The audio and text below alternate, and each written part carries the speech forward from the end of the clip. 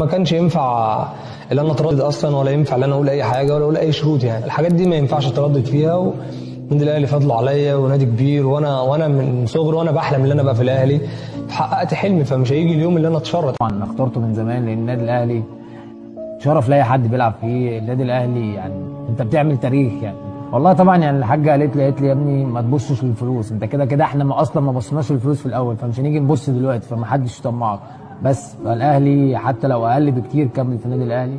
الاهلي عمل حاجات كتير لحسين، فنكمل زي ما احنا. مفيش اي شروط، النادي الاهلي ما حدش بيتشرط عليه. النادي الاهلي انت بتيجي تمضي وبتمشي، مفيش حد بيتشرط على النادي الاهلي. النادي الاهلي هو اللي يقول لك تعمل ايه وما تعملش ايه. بس النادي الاهلي لو كان قال لي امشي كنت خلاص.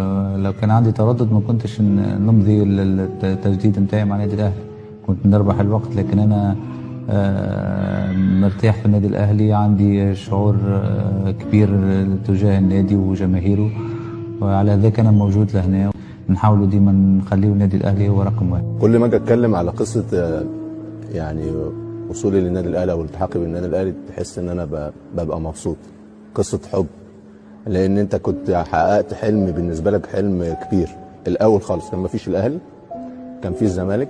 رحت قعدت مع مسؤول نادي الزمالك مرتين، فانا قلت لهم تاني يوم، انا قلت لهم انا صليت استخاره ومش مرتاح ومش خلاص. انا قال لي ليه ومش ليه، قلت له لا خلاص ومشيت. وما كانش في كلام في النادي الاهلي.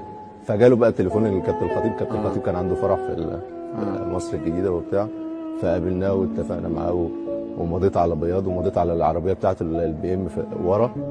وساعتها هو ادالي شيك من حسابه الشخصي، قال لي ده مقدم العقد، واحنا هنخلص الامور مع النادي سواء في يناير او في نهايه الموسم بعد كده.